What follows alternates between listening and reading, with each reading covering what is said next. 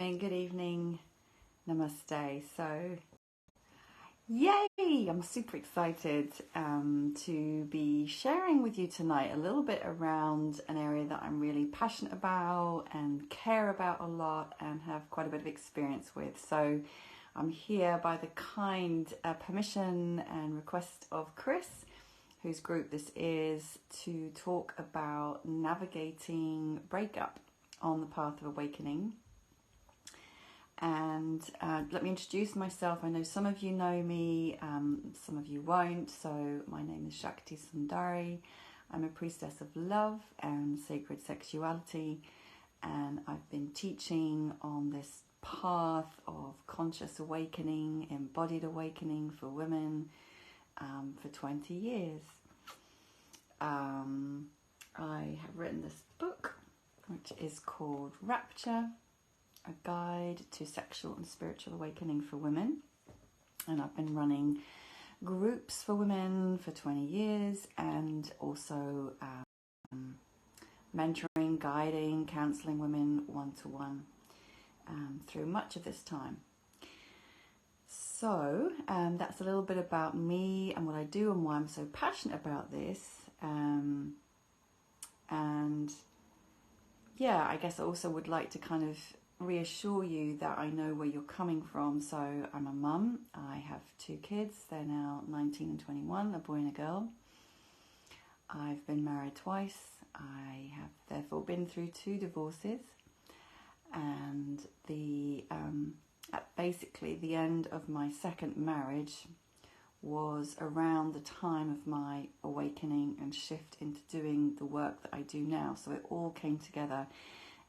My kids were very young, 3 and 5, and my whole life kind of fell apart and then fell back together again, as it were. And I really kind of stepped off a cliff in terms of not knowing really what was going to happen next and not really having a safety net there, but just knowing I had to follow the impulse to leave that marriage and to go where my heart and my soul were calling me to go.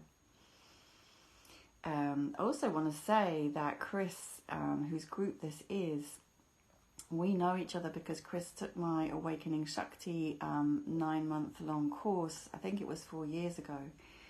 And when Chris started on that course, she was married. And I think within the first few months, she'd left that marriage. And you know, from all accounts, it was an unhealthy and dysfunctional marriage that she'd been stuck in for a very long time. And of course, there was that time of transition for her as she kind of made that break. But, you know, I've watched Chris grow and blossom and bloom ever since then. So it's been beautiful to behold. And I see that with the clients that I've mentored one-to-one as well, who've been, for example, coming out of narcissistic or abusive relationships and kind of really just at that really critical point of coming out of it when it's so difficult. And now, you know, they're giving back to the community, they're serving women in a similar situation, they're discovering gifts they didn't even know they had. So it's all good. I'm just going to refresh my page because when it comes around to any questions or comments that you might have, I find it quite hard to read them on my phone while I'm live, but I've got my laptop here at the same time, so hopefully I'll be able to look at the dialogue there. All right, so Chris, you've said we started in January and you left him on February, so my memory's a bit a bit dodgy there. That was even shorter than I thought, but I guess it had been building for a while, right? So here's what I'm going to talk about tonight, and I really hope that what I share is going to be helpful for you. Whether you're watching this live, whether you watch this back, I'm going to be sharing this hopefully into one of my other groups as well, because I know actually there are a lot of women who do want to receive this message and hear what I have to say.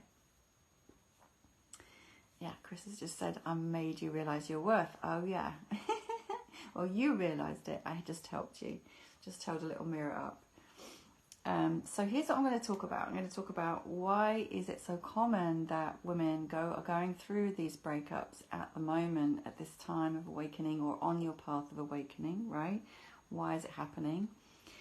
And then how to navigate your breakup with as much love and awareness as possible, and also to kind of reframe it as an opportunity for growth and for learning and for expansion, and actually it's an opportunity to become even more yourself and even more love. Doesn't mean you need to be in a relationship for that. So 3 things: why is it happening, how to navigate it, and then there's time for questions. If you've got any questions at all, feel free to post them in the comments underneath, and I will do my best to answer.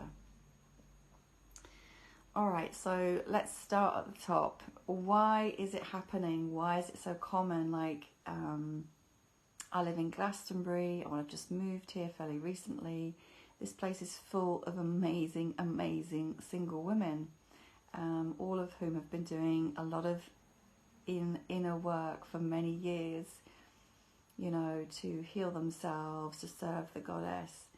And a lot of us are single. What's going on? You know, I just sort of mentioned briefly my own experience of going through 2 marriages. There's a couple of reasons that I would give. So one is, you're going to know this already.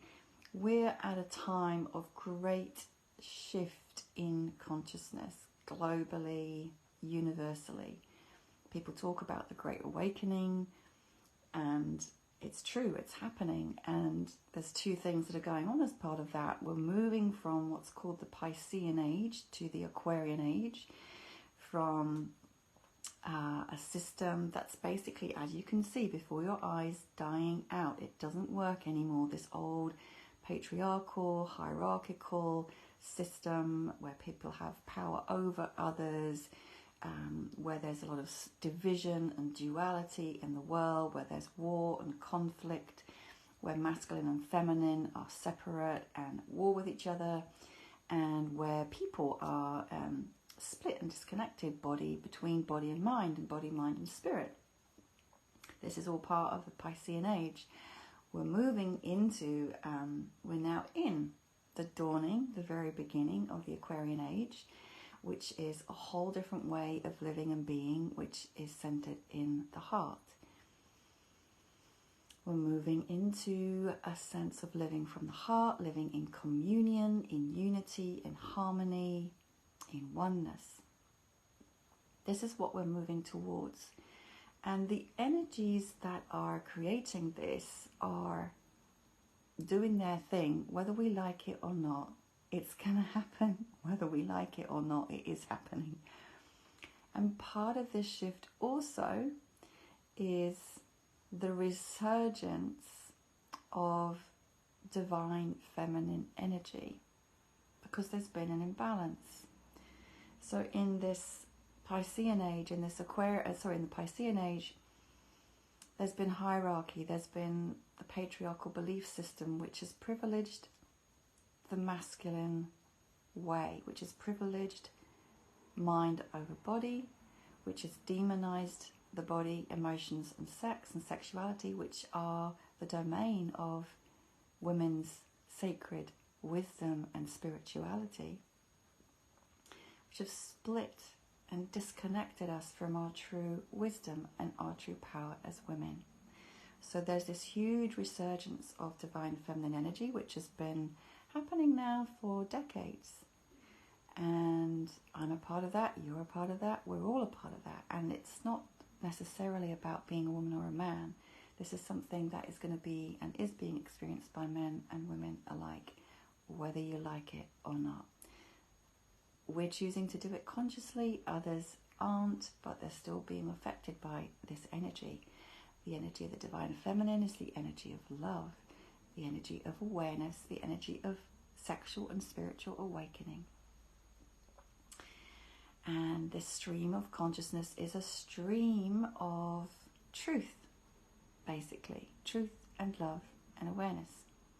If you think about your body, you think about your what in yoga we call the lower triangle. If you make a downward pointing triangle and put that over your womb, that area in your physical body pointing down to the earth is where you as woman connect to your spiritual essence, your sacred feminine essence, your power. And it's about your physical body, your sensuality, your creativity, your fertility, your sexual energy, and your womb wisdom.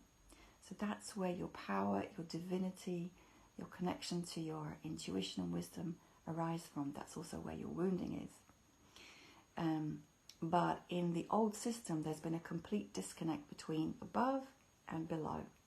And what this awakening is all about is about bringing above and below together into harmony, into balance, into unity, masculine and feminine, above and below, body, mind and spirit, and so on. So there's this rebalancing that's happening.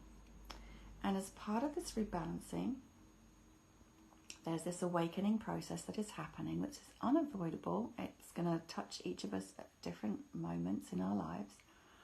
My Awakening Shakti course, for example, was designed to support women who are on this path and wanting to go further and deeper with my guidance. But what awakening means is becoming aware. What are you becoming aware of? Your false self. What is your false self? The self that you were programmed, conditioned, and taught to be as a child and a young person to survive in the world. What does the awakening process do? It takes you back to the remembrance of who and what you really are in your essence, which is one with divine, one with God, one with God essence. However you want to call it, everyone describes it in a different way. If what I say doesn't resonate for you, just discard it, right? I'm not preaching a truth or the truth. This is just my perspective. So as part of this awakening process, of course, you then begin to see all the ways in which you've been wounded, traumatized, in which you're not being honest or authentic, and it becomes more and more uncomfortable for you to live a lie. Because there's this, hang on, I've got to have a drink of water, otherwise I'm going to cough, hold on.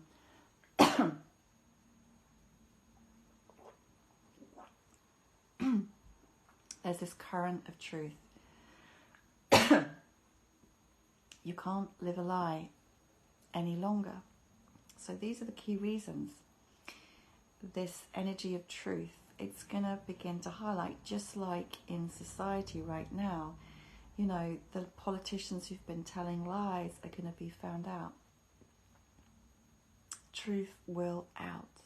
So it's becoming more and more uncomfortable to live in any way that is out of alignment with your essence, with the truth, with your authenticity. As you awaken, your frequency, your resonance changes. So therefore, the people that you used to resonate with may no longer be in your bandwidth, and may naturally, because we're all energetic beings, and like they'll just be repelled by your energy because you're no longer on the same frequency. As your energy and frequency rises, if those around you don't keep up or don't change in the same way, you're just not going to be a match anymore. That's another reason. At the same time, because of this energy of awakening, for a lot of people, and particularly over the last 2 years, it's going to bring up all of your shit, because that's what awakening does. It shows you your shadows, not because you're a bad person, not because you're nasty, not because you're naughty, not because you're bad. That's just what happens. It's essential for us to see our shadows to become whole and return to the light. So it's an inevitable process, but a lot of people have been confronted with their shadows, sometimes for the first time, like realizing, oh my God, there's this, right? So you may have been yourself acting from the shadows.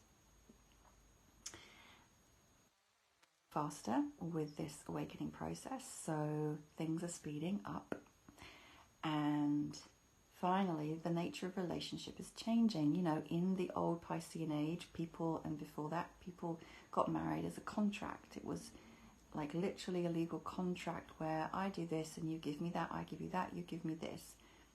That's not really necessary anymore. So the whole purpose of relationship, the whole nature of relationship is changing, and it's evolving very quickly. So this is another influence on why there are so many people going through breakups at this time who are on the awakening path. It doesn't mean you're broken. It doesn't mean there's something wrong with you. It doesn't mean you've done anything wrong. It's just an opportunity for growth and expansion and love, even if it doesn't feel like that right now. So I hope that's kind of like my basic intro there. So now I'm going to go on to talk a little bit about how to navigate your breakup with love, with awareness, and seeing it as an opportunity for growth.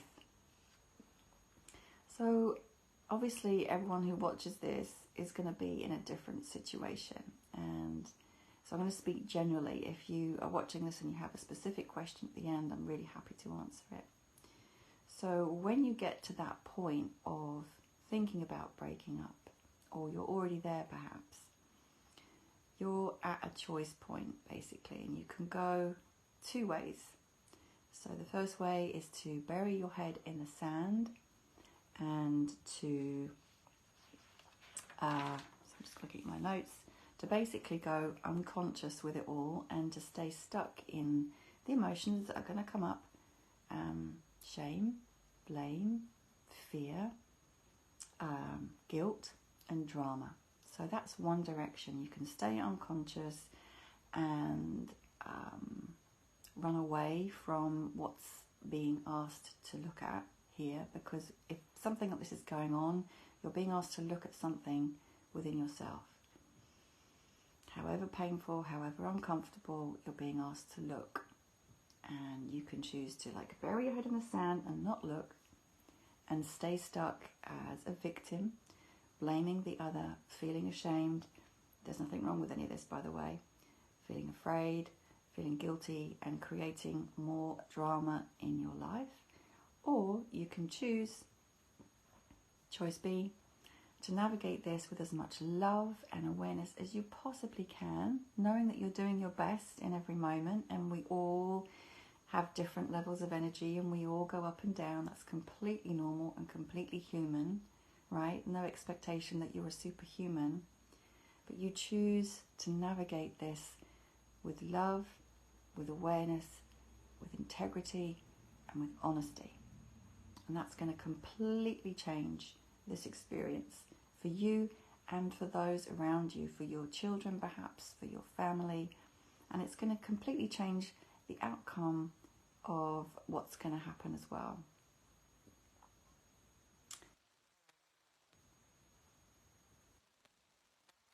Say, when I went through my second breakup, my children were young, 3 and 5, and after a year apart, their dad came and moved to where we were living, and we co-parented from that moment on.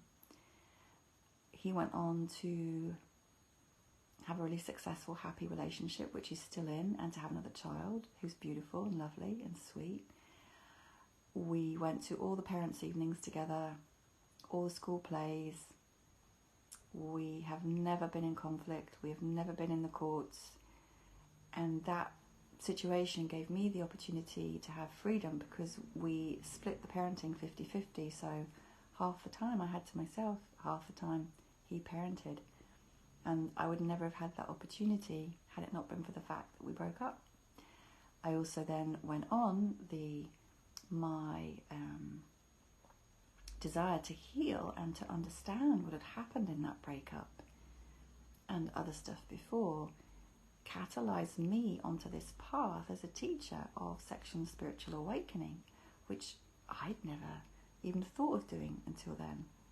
So it brought me actually to my soul's true calling. It gave me freedom, it gave me opportunity, and I stayed at my ex's house over Christmas for several days with him and his partner, his children and his stepmom. So, this is possible. It doesn't have to be dramatic, it doesn't have to be nasty, it doesn't have to be the end. It can be the beginning of many new and wonderful things.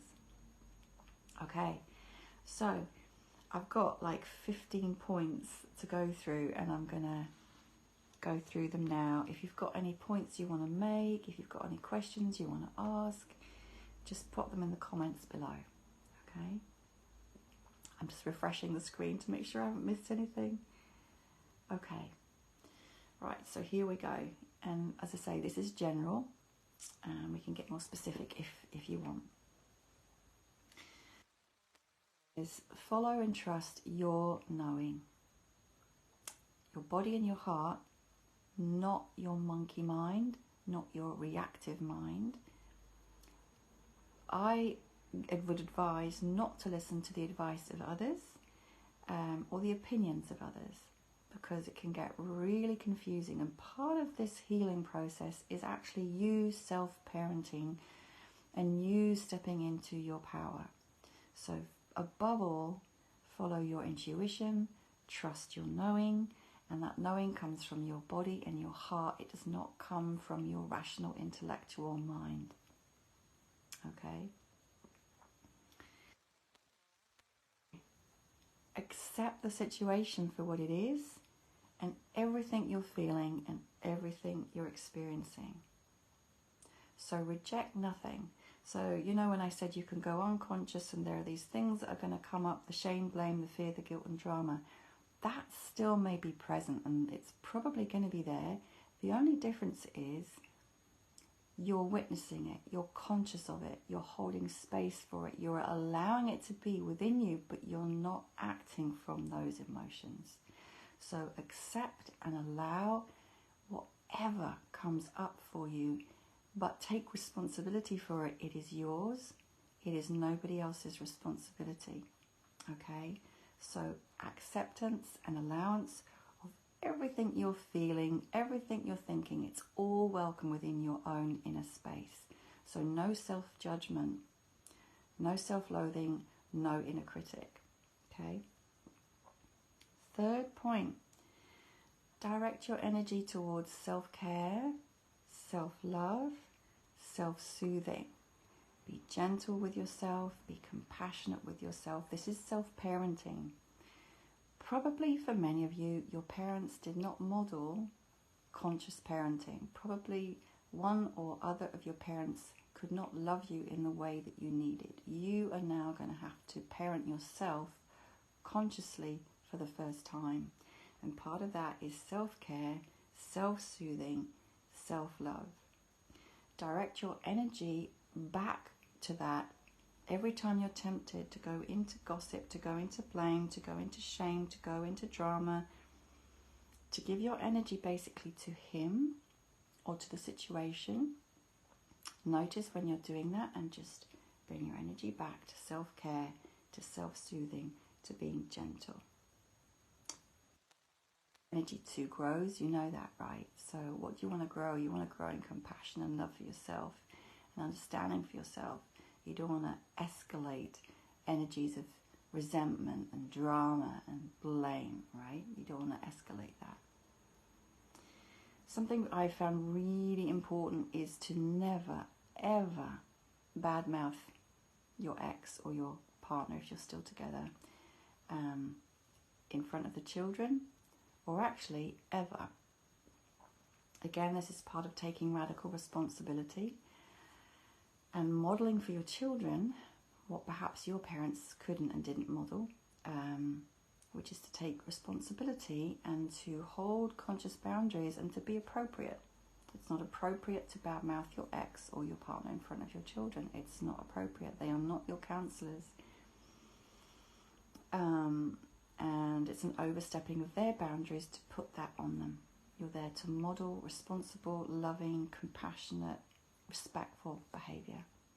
So never badmouth your ex in front of the children, and if you can help it, even when the children aren't around. Kids are really sensitive. They pick up on energy. They will feel what's going on. So it's really important what you model for them. Model for them being real, being authentic, having feelings, but holding a boundary that you are the adult in the household. This is the 5th point. Surround yourself with friends and any family members who can be supportive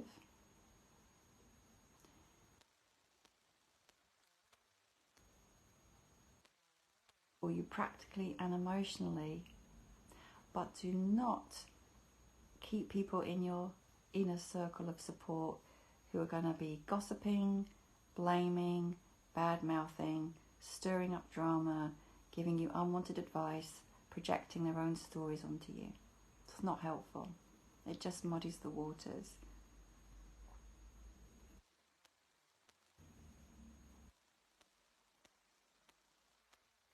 Point is really important. The 6th point is like, keep your focus. So there's going to be a lot of feelings coming up, right? And this, I think, is perhaps one of the hardest things to do on your own, or particularly if you haven't had much guidance in how to hold and alchemize your emotions. But alchemizing your emotion is one of the most important things you're going to do on this healing journey. Like I said before, everything is welcome. Accept and allow every single feeling and emotion that comes up.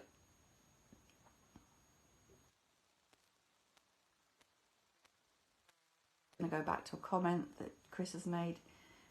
It was huge for me to learn because I got used to my opinion being ignored or shut down. It made me question my own feelings. Yeah, so particularly if you've been with somebody who's in any way abusive as well or narcissistic, they'll make you second guess yourself.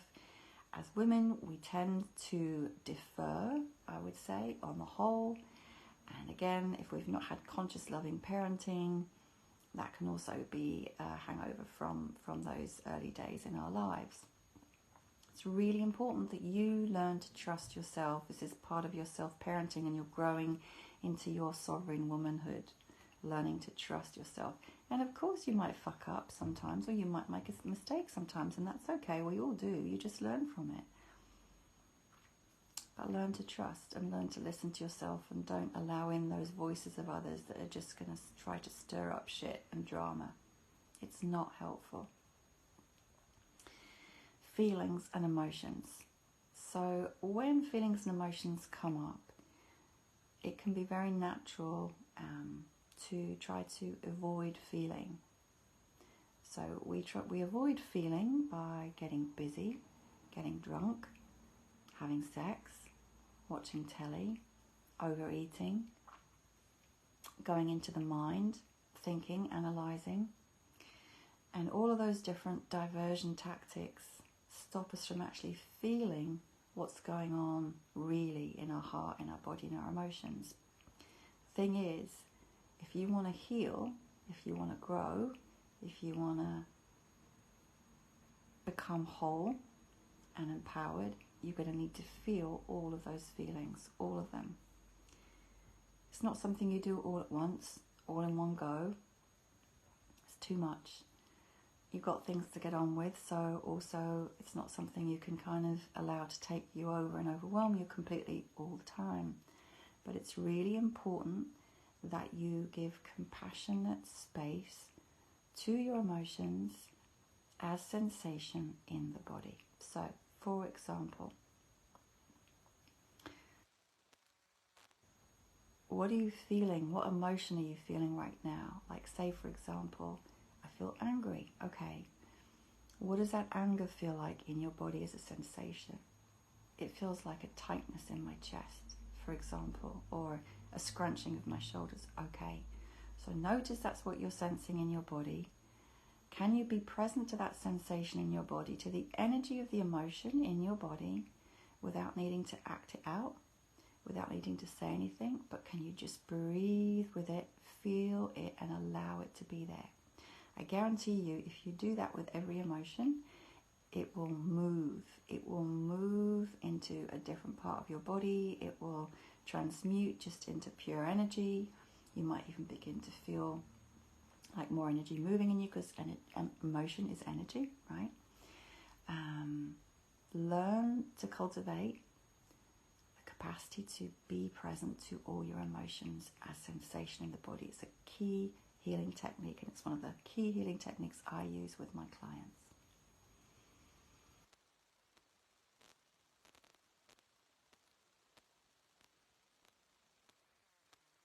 as much as possible.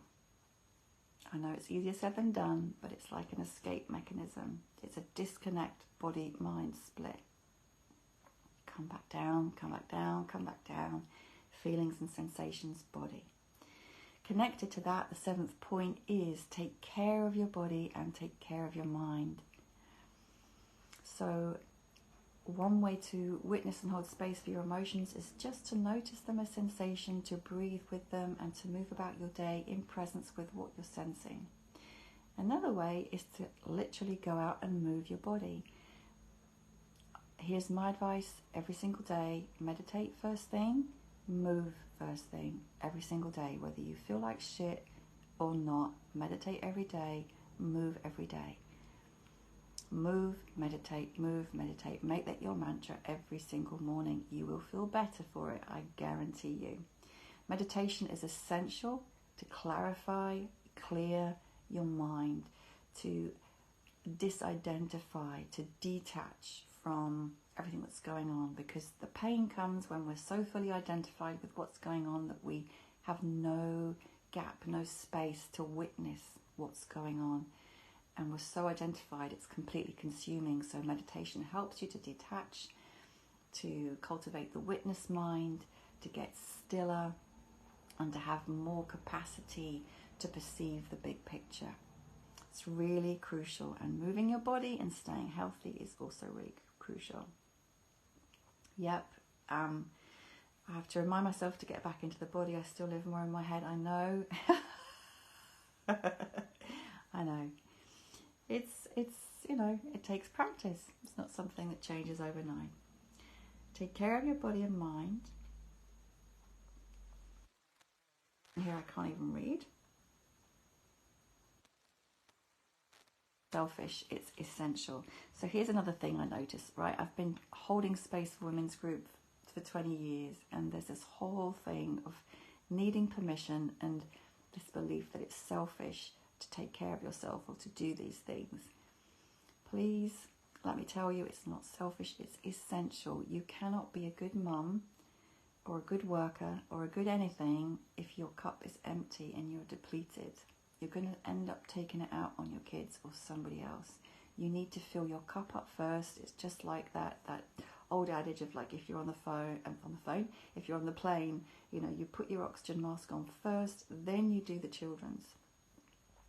You first is not selfish. It's basic self-care and self-love. And probably many of you, you're conditioned to put others first, to be the martyr, to not think you're as worthy, right? It's very classic female conditioning. So learn to put yourself first and think that it's not selfish, it's self-love. To the 8th point, keep structure and normality in your day. So, I think it can be really tempting, particularly when you're right in the heart of things, to be completely overwhelmed, to want to just go to bed and not get up and not see anyone and not go anywhere. And there's a time and place for that. And sometimes you need to do that, and you need to give yourself permission to do that and not feel guilty. And there's a balance. Some structure, some normality is also needed to keep you moving and actually to move your energy. Doing some housework, doing some cooking, picking the kids up from school, helping others, going to the shops, just changing things up and keeping some structure and normality in is also really, really important.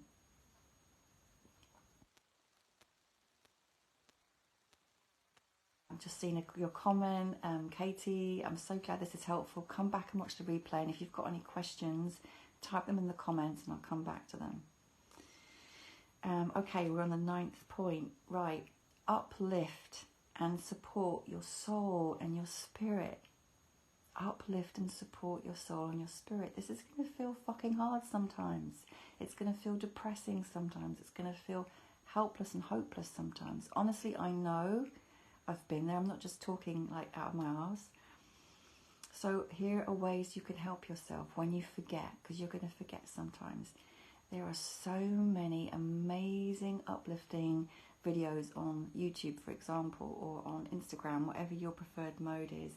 There are so many amazing people with loads of free content that's uplifting and inspiring. Find a few teachers who inspire you, whose message is positive, whose message is going to remind you, you know, of the goodness in life and of ways to help yourself. Music, play high vibration music and mantra, chant, make your space beautiful, pray.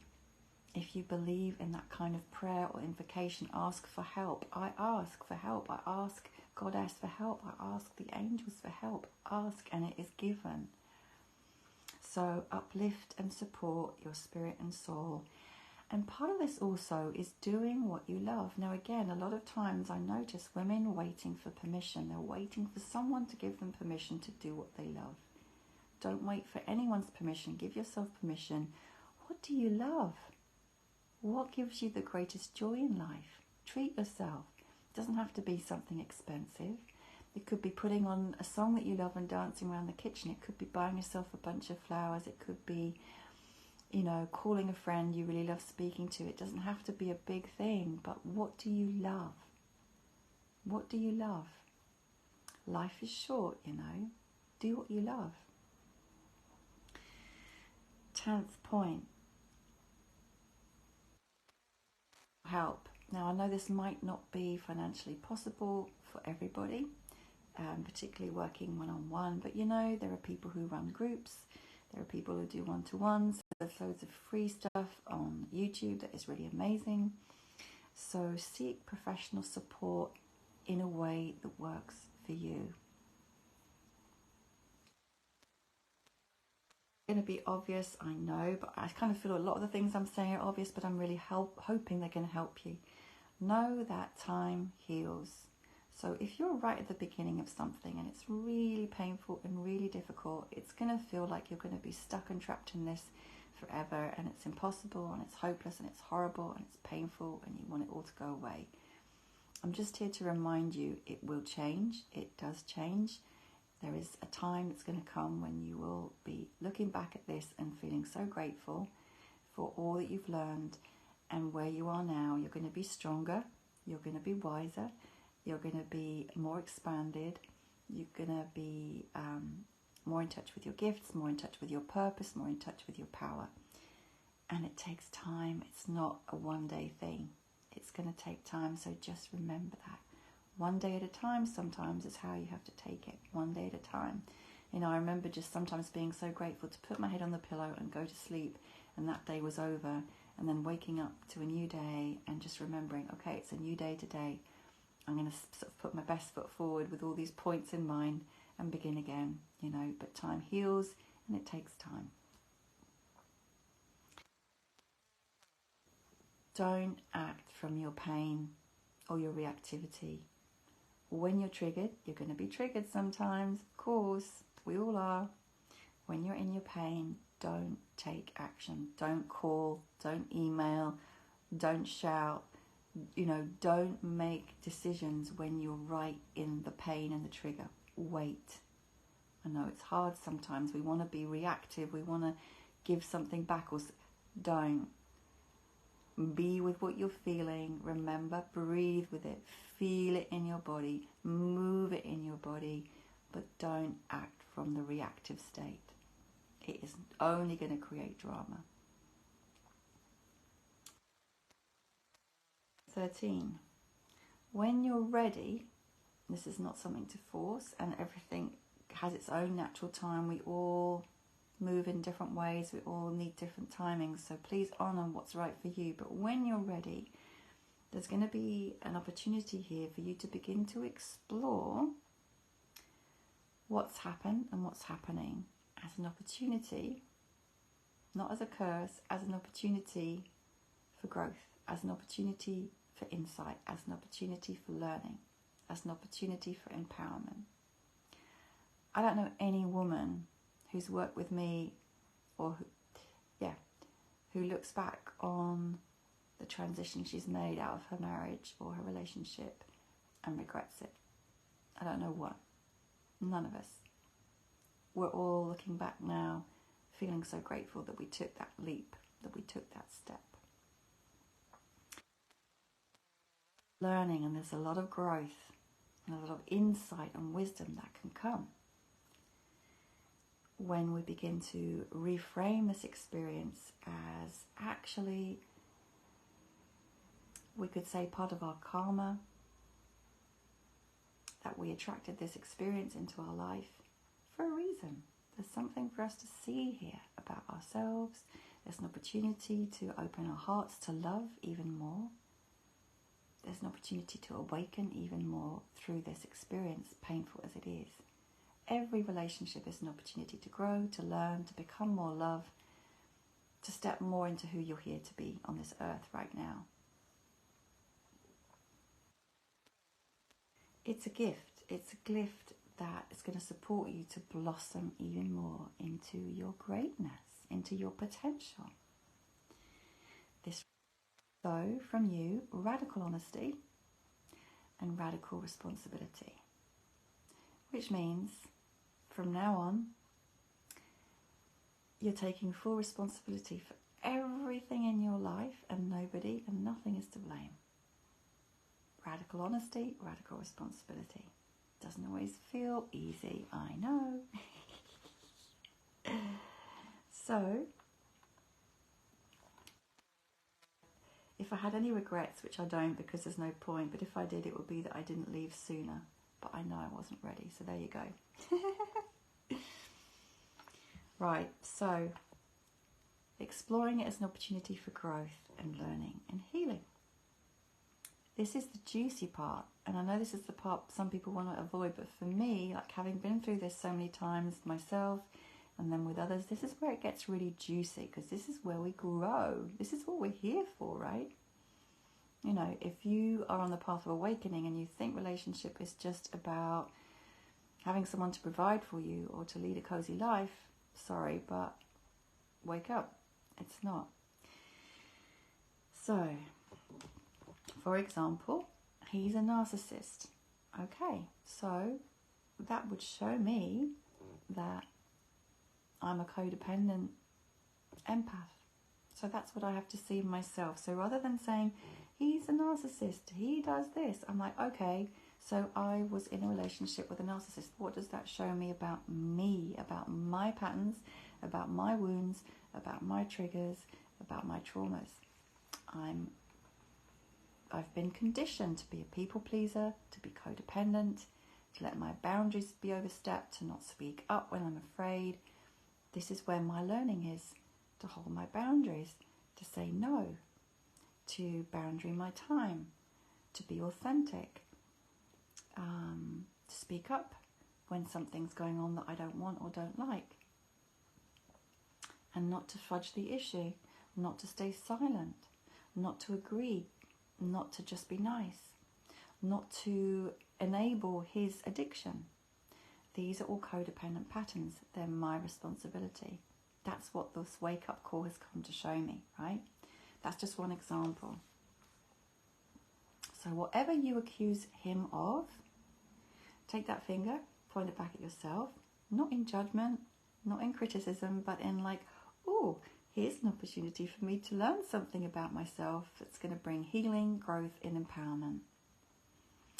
A great way to do this is to get a pen and paper and to write down all the things about him that you hate and piss you off.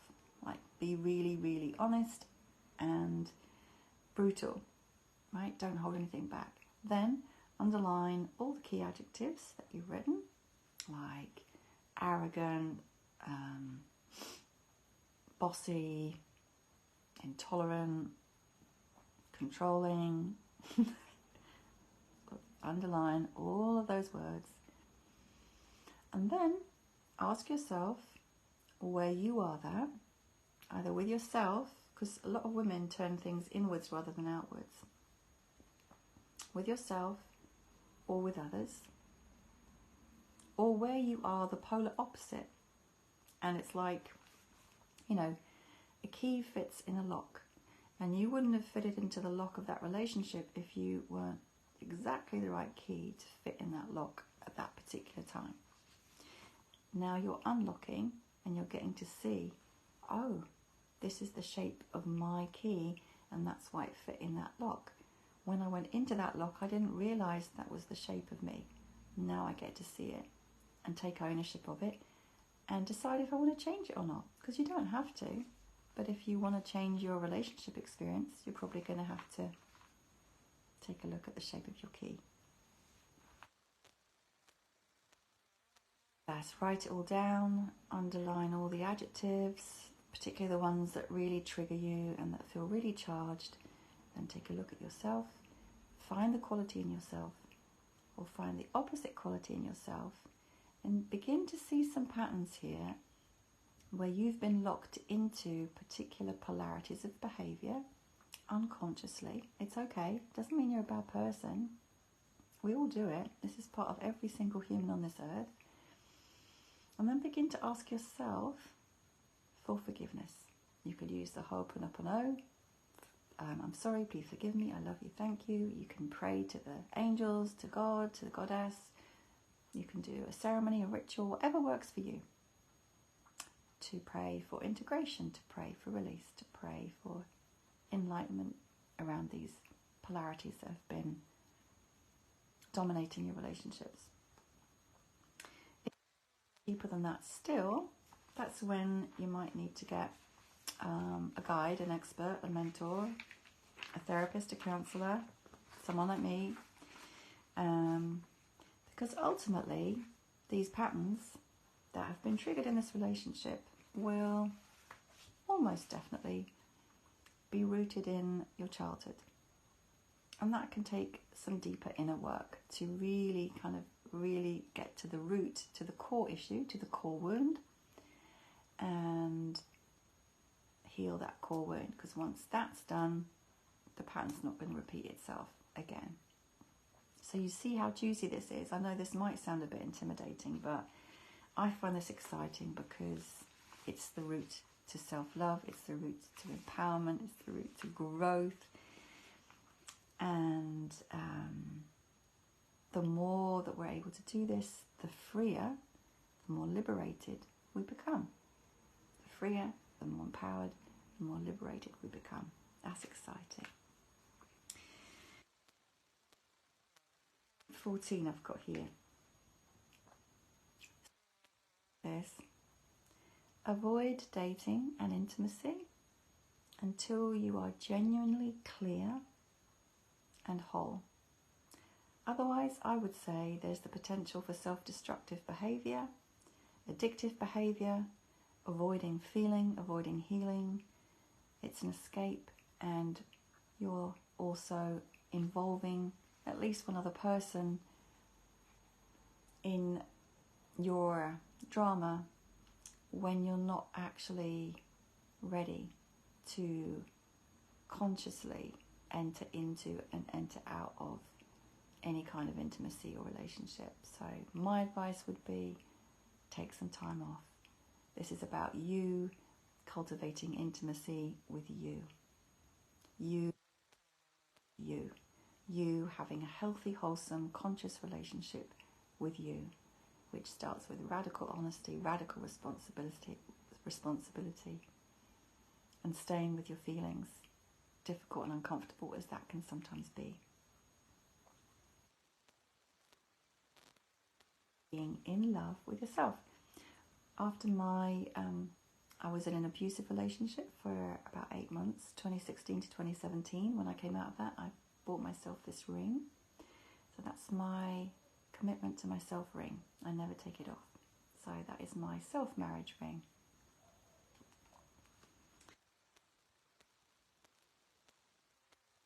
I think this is the final point before we go to some Q&A, if you've got some questions. Through all of these steps, and once time has passed and you've really kind of done some inner work, some inner healing, some inner exploration, beginning to see your own shadows, your own wounds, and done healing work on these, you may at some point begin to feel gratitude to yourself, to any of the friends or guides who've been helping you, and even to your ex. Because if it hadn't been for this breakup, you wouldn't have seen or learned any of these things, and you wouldn't have been catapulted, catalyzed, sometimes a bit too quickly for what feels comfortable, onto a new life stage where you have the opportunity to learn and grow and to express your soul and your gifts into the world like Chris has done, you know. So eventually you may get to this point where gratitude actually authentically arises and you can genuinely say thank you. You feel forgiveness. So if that happens naturally, that's great. This is never something to be forced though. You don't want to fake gratitude or fake forgiveness, because that's bullshit.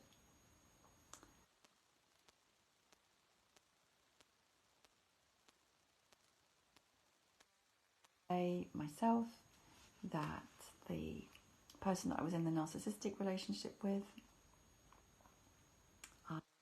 absolutely zero triggers, bad feeling, resentment, anything left in my being towards him. I can honestly say with a bow to his soul, thank you for that very harsh wake-up call to love. You know, thank you for playing the part that woke me up a little bit more to who and what I truly am. For teaching me that, you know, there's still these areas in my life where I needed to step into my power more fully. And if it hadn't been for that experience, I wouldn't have made those leaps. And there are also some other really positive things that came out of that relationship, in terms of I did a whole series of amazing interviews with light workers that I'm so proud of. So I have gratitude for that too. There's nothing left in me apart from neutrality and gratitude.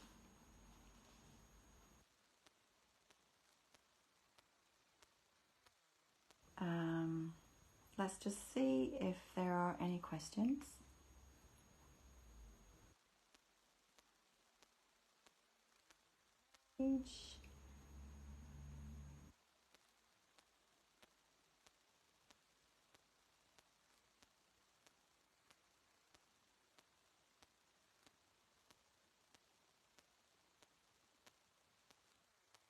Got any questions?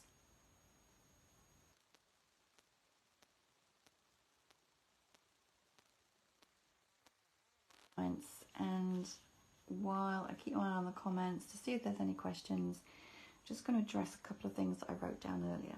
So one is the issue of feeling worthy, because when our partner is unfaithful or leaves us or goes off with somebody else, it can really our sense of self-worth. We've done wrong, we make it all our fault. Say to you is like that unworthiness before he left. If you had felt your true worth, you would not have tolerated any kind of disrespectful, dishonouring behaviour. And if you're feeling that unworthiness now, that is for you to look at, to heal, and it's actually not about him. So again, these people come into our lives as messengers, as catalysts for our awakening. So if you're feeling unworthy, then that's where you need to go, to look at, to feel, to heal.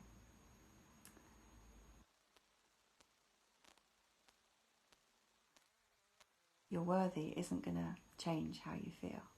I can sit here and tell you, you know, you're amazing, you're worthy, you're gorgeous, but you need to believe that.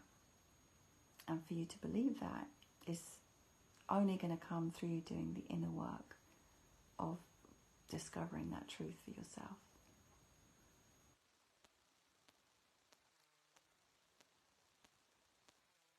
Believe it, you'll keep attracting men who don't honour your worth. Straightforward. Alone is another one that's been put forward as something for me to address. So yeah, it's scary. Suddenly we don't have that person there. But then, you know, my question is, how long has it been that you were actually just using them as a crutch for your own fears with them because you truly loved them and wanted to be with them? I know that might be harsh, but it's like we can stay in relationships, we can hide in relationships. There could have been stuff going wrong that's been hidden for years that we were too afraid to speak about. We were too afraid to discuss. We were too afraid to bring up in case, you know, there's a conflict, or in case we get rejected, or in case the relationship falls apart. But if we don't address things immediately and they go underground, it's only going to breed more and more discontent and then a big blow up. So, yeah, it can feel to start doing things on your own, but like everything, like, you know, riding a bike, driving a car, bit by bit, little thing by little thing, you grow, and then the surge of confidence comes, and then the feeling of liberation comes, and then the sense of empowerment comes, and you just grow into that more and more and more, and then you never look back.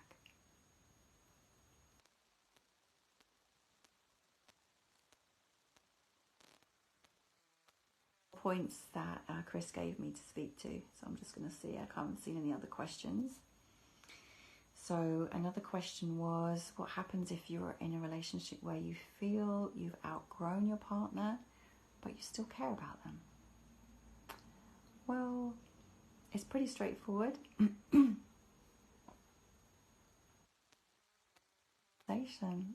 From the heart, completely honestly. Burying your head in the sand is not fair to either of you. Here's a statement that people use all the time, and it's avoidance of conflict, and it's coming from fear. I didn't want to hurt his feelings. Bullshit. You're scared. You're scared of what's going to happen next because it's stepping into the unknown. You don't know what's going to happen when you have that conversation, but you have to have it.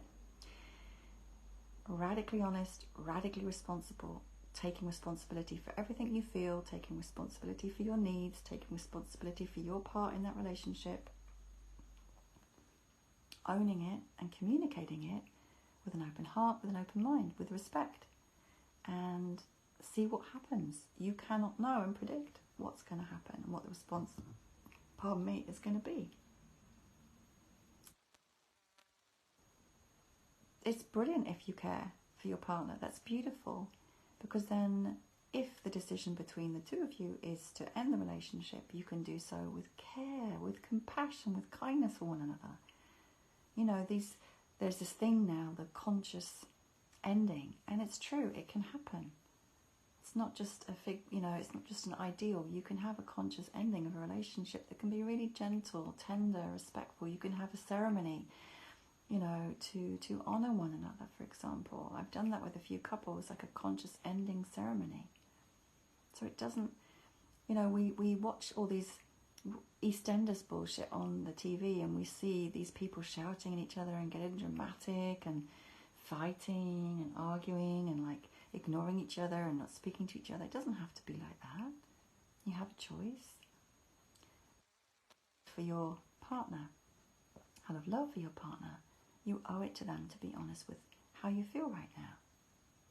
And you may find that in that dialogue, something actually changes or wakes up. You might want to seek, again, the support of a therapist or a counsellor for that conversation. And believe me, you're not doing the children any favours by staying in a toxic or unhealthy relationship either. Kids are sponges, they pick up everything, they notice everything. You'll teach them basically how to relate by how you relate. And being a conscious parent is about being honest and taking responsibility. Children really notice it. If you're not in integrity, if you say one thing and do another, they really feel that, and that fucks them up. Okay. Final point I've got here is betrayal. So when your partner has had an affair or is having an affair and dealing with that. Just got to move because my leg's a bit uncomfortable.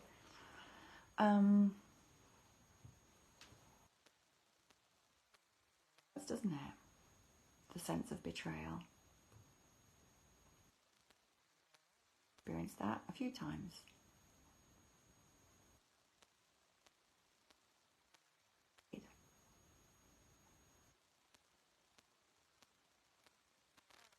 Something that you're experiencing or have recently experienced. I'll go back to some other things I've said. First of all, feel the feeling in your body, a sensation. Where do you feel that betrayal in your body? What does it feel like? Can you breathe with that sensation and be present to it?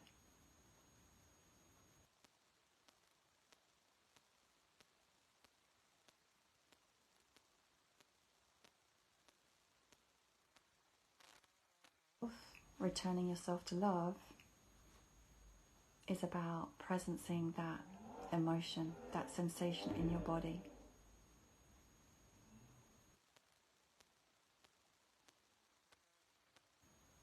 I'm not going to deny that.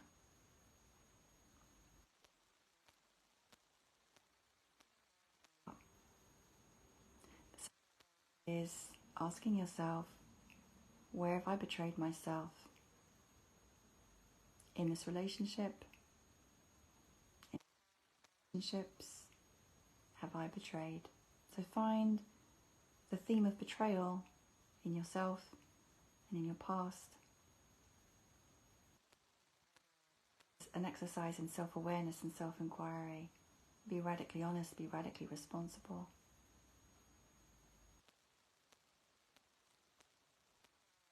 Of love for yourself. Ask yourself, what do I need now? And what is the invitation here for me to step into? To step into my power is an invitation for me to communicate consciously, is an invitation for me to hold my boundaries. What's the invitation here? I was a little girl and I did something naughty in inverted commas. My parents always made me go and apologise to the grown-up or to the person involved, and I didn't like doing it. I didn't like the feeling of it. I didn't like the feeling of having done something wrong and being made to apologise. But in a way, growing up and becoming a fully mature, conscious adult is about doing those things that we feel uncomfortable about doing. It's like that's where the growth is. So it's really not about blaming him and pointing the finger and making him wrong and all of that. It's about nursing your own feelings, taking from it the gifts of wisdom and insight that you receive about yourself, and then from an empowered place, from a loving place, taking any action that's necessary.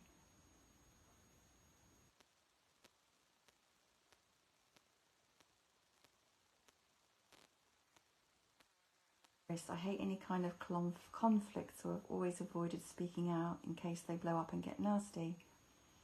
Not a relationship issue, but an example at the moment is the lady who keeps her car engine running for 45 minutes every day on the school run. It drives me mad, but I can't bring myself to ask her to turn it off.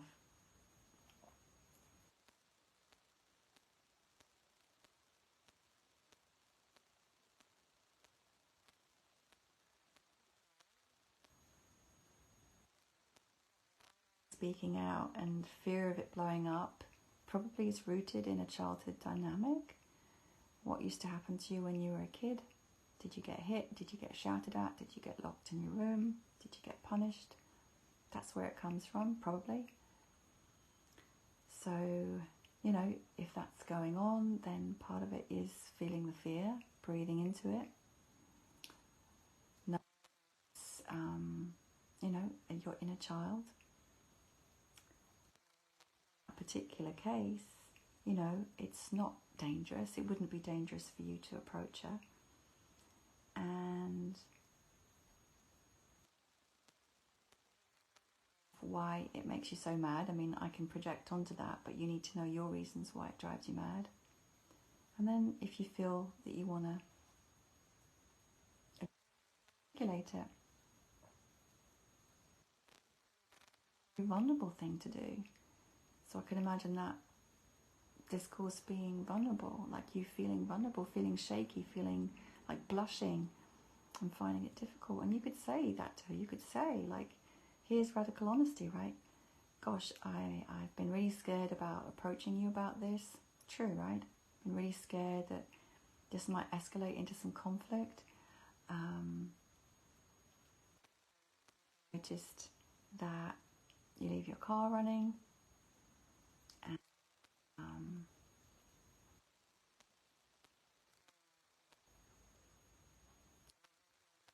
and feel that that's creating unnecessary pollution to the environment, or whatever your reason is.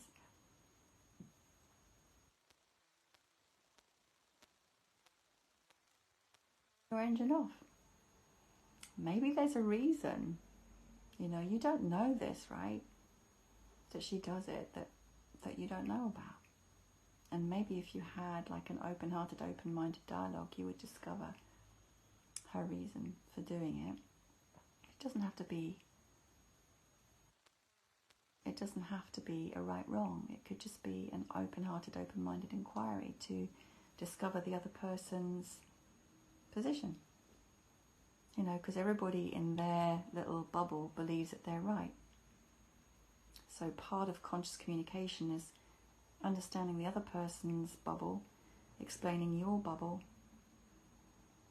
and then seeing how you can bridge those two bubbles with respect and kindness. Oh, all right, well, maybe that's different then.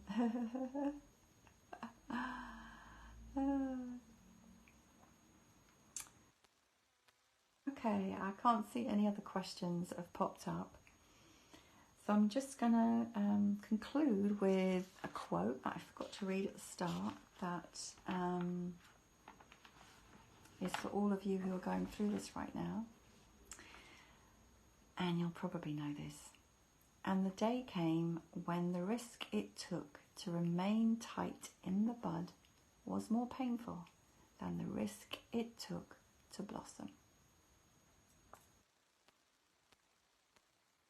Yasmin.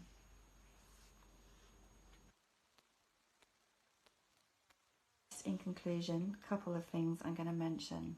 So I work one-on-one with women around these kinds of issues. It's one of my specialties. I love supporting women.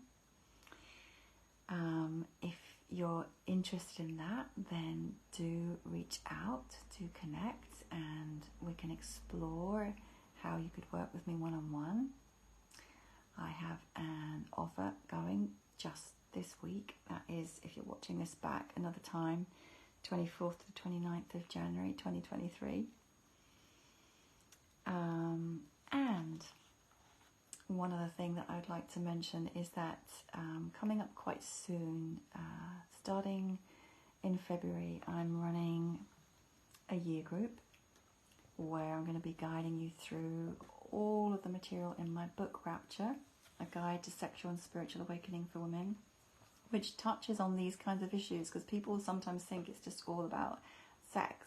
No, it's about becoming sovereign, it's about conscious relating, it's about self-empowerment, it's about loving your body, it's about reconnecting with your sexuality, right? It's about healing your heart, it's about all of this.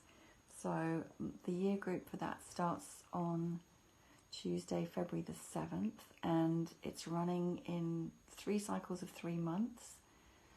So it makes it very accessible. You can sign up by 3-month cycle, as it were. And the first cycle that we're starting with is Sovereign.